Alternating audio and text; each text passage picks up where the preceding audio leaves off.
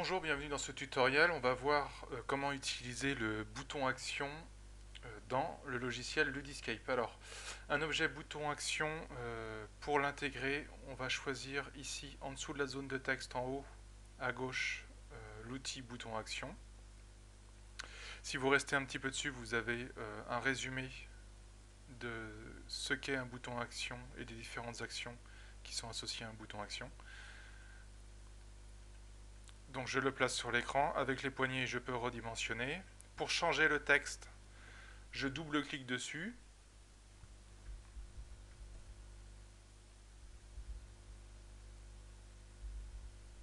Par exemple, je note objet bouton. Je vais pouvoir changer la taille du texte et la couleur du texte ici. Donc un bouton action, ça invite l'apprenant à l'action, ça va permettre de faire des interactions comme page suivante, page précédente, dernière page affichée, rejouer un son, jouer un script, etc. Donc on va pouvoir soit faire des actions de navigation à l'intérieur de mon contenu pédagogique, ou faire des actions diverses et variées autour des objets présents à l'écran. Donc pour éditer le type d'action qui est associé au bouton, on double-clique dessus, donc on peut modifier le texte, mais on a aussi une petite zone dessous qui apparaît, qui s'appelle action. Et par défaut, donc l'action d'un bouton, c'est page suivante, mais on va voir qu'il en existe plein d'autres. Donc on a page suivante, page précédente, c'est-à-dire, voilà, si on est sur la page 1, ça va être la page 0 qu'on va afficher. Vers une page, donc là ça va nous permettre d'aller vers un écran numéroté particulier, donc je peux sauter à la fin du contenu pédagogique ou revenir au début ou faire un crochet. Page suivante si OK, ça va nous permettre donc d'aller à la page suivante si l'ensemble des objets questions est bon. Donc pour faire un test, on va commencer par page suivante. Donc page suivante à l'exécution, quand je vais cliquer sur mon bouton, je vais aller sur la page 1.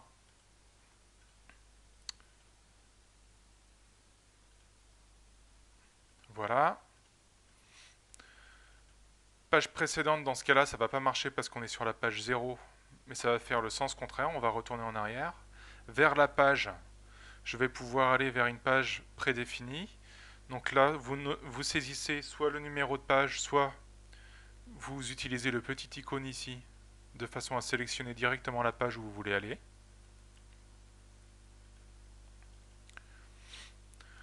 Page suivante si OK. Page suivante si OK, c'est un peu particulier. On va bloquer l'apprenant tant que tous les objets questions ne sont pas valides. Alors, par exemple, si je rentre un QCM,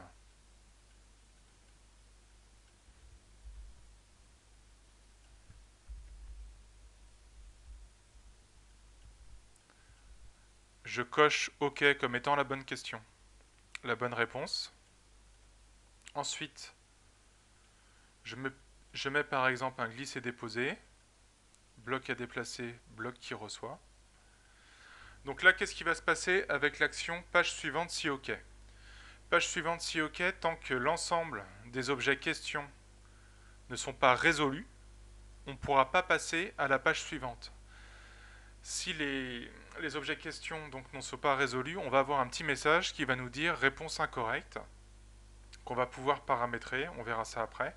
Donc là, quand j'exécute,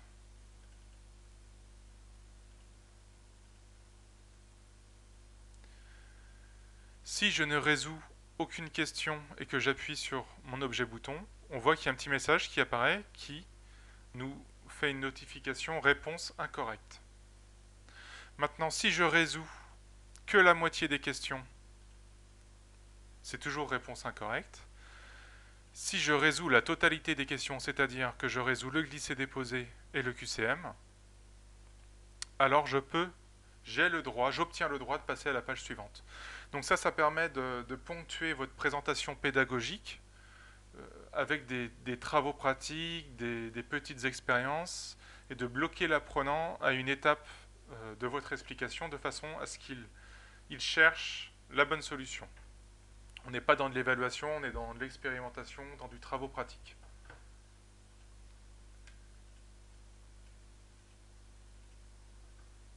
Ensuite, ce qui est important de noter, c'est qu'on peut modifier ce message réponse incorrecte. Pour cela, on va faire clic droit sur une zone blanche où il n'y a pas d'objet dans notre page et on va faire format de la page. Et là, vous avez une petite zone qui s'appelle message si réponse fausse et vous allez pouvoir personnaliser le message. Donc par exemple, je vais pouvoir noter cherche encore.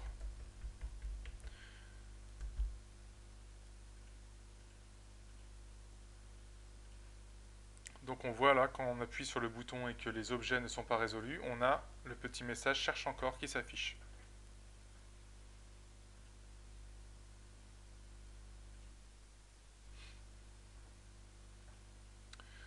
Ensuite, on va avoir donc page suivante avec suivi. Page suivante avec suivi, ça va nous permettre donc d'avoir un résumé des questions et éventuellement des remarques sur celle-ci à chaque passage d'une page à l'autre. C'est-à-dire ici,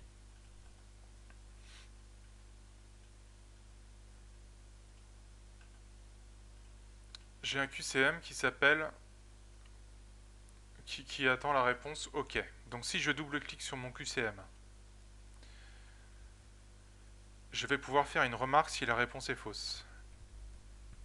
Il fallait cliquer sur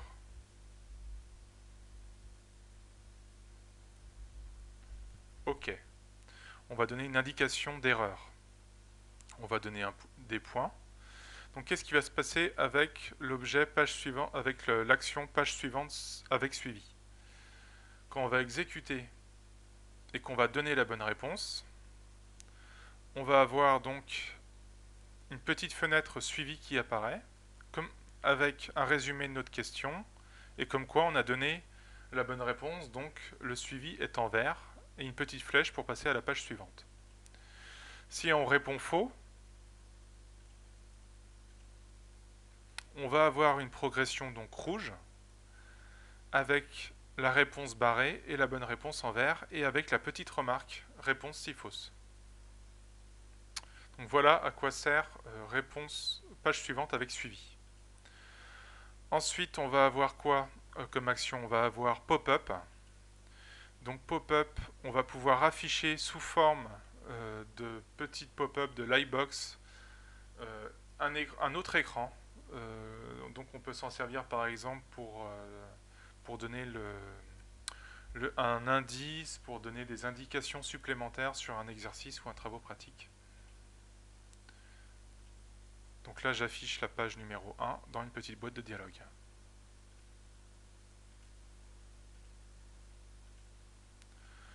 On va avoir dernière page affichée, donc là ça va être la page parente de l'affichage de cette page. C'est par exemple si dans la page numéro 1 j'ai utilisé aller vers la page numéro 3. Si dans la page numéro 3 j'ai un bouton qui s'appelle retour et qui utilise l'action dernière page affichée, quand on va cliquer sur le bouton, elle va revenir sur la page numéro 1. Rejouer le son de la page, c'est si on joue un son au démarrage de la page, on va pouvoir le rejouer grâce à cette action.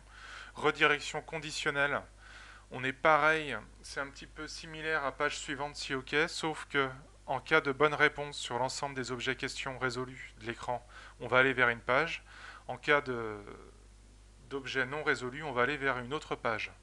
À quoi ça peut servir? Ça peut servir par exemple à faire en sorte qu'un écran conditionne si on répond aux 3 suivants. Par exemple, on a 4 questions à la suite. La première question est une question vraiment sur les bases du thème que l'on aborde. Si la première page, on considère que la première question n'est pas bonne, ça ne sert strictement à rien que l'apprenant réponde aux 3 prochaines, donc on va faire un crochet et on va aller vers une page ou vers un autre sujet. Télécharger un fichier, on va pouvoir associer un PDF, un Word, un zip, un fichier à télécharger sur le bouton.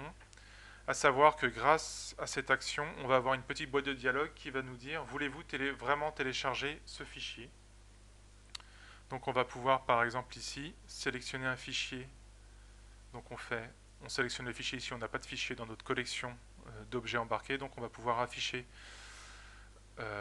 insérer par exemple un document Word à télécharger. Et hop, notre objet bouton devient un objet qui permet de télécharger un fichier Word. Donc si j'appuie sur mon bouton, voulez-vous télécharger ce fichier? Si je fais oui, je télécharge le fichier. Donc on peut personnaliser le message voulez-vous télécharger le fichier. Dans options, vous allez dans UI Manager et vous allez pouvoir personnaliser le message de téléchargement ici, en bas. Voilà, on a fait le tour donc, de l'objet bouton. Il faut savoir donc que les actions de l'objet bouton sont valables aussi sur une image. Si vous double-cliquez sur une image, par défaut elle n'a aucune action, vous pouvez associer une action à un bouton, à une image. Donc l'image devient bouton, ou devient zone d'action. Ensuite, ce qu'il faut savoir également, c'est qu'on peut associer du script, du JavaScript à un bouton. Donc si par défaut vous mettez une action qui est aucune action, vous allez pouvoir, en cliquant sur le petit bouton vert, faire apparaître une zone de script. Cette zone de script va vous permettre de faire des actions personnalisées. Donc quand je clique sur la petite zone de script, on a ici un éditeur de JavaScript qui s'ouvre et je vais par exemple pouvoir lui dire aller vers la page suivante, mais je vais pouvoir aussi lui donner des conditions. Si, par exemple, si la page si l'ensemble de la page est valide, si l'ensemble des objets questions est valide, alors je vais vers la page suivante. Sinon, else, je fais autre chose. Je joue un son, j'enlève une vie, etc. Donc on va vraiment pouvoir personnaliser l'action grâce à ce script. C'est très important. On va pouvoir aussi récupérer les valeurs d'un QCM et les contrôler directement par script et faire des actions en fonction de cette valeur. On va pouvoir récupérer des valeurs saisies dans une zone input à l'aide du JavaScript. Donc il faut connaître un petit peu le langage JavaScript. Donc je vous invite à consulter des tutoriels en ligne, notamment sur openclassroom.com où ils ont des très bons tutoriels JavaScript faciles d'approche pour pouvoir aller plus loin dans les actions au niveau des boutons, au niveau des images et au niveau de tout le logiciel du Discape. On a une dernière chose à voir, donc c'est le format des boutons. Donc on peut effectivement, quand on fait un clic droit, on va pouvoir gérer le format du bouton. On va pouvoir choisir différents styles de boutons par rapport au style de gabarit que vous allez utiliser.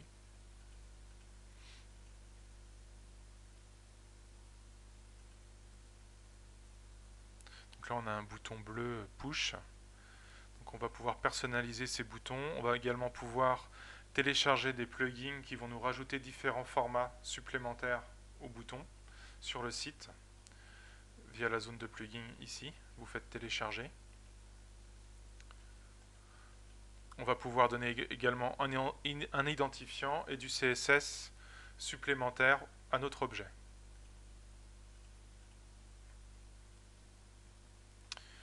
Une dernière chose, si on est sur un objet classique sans script,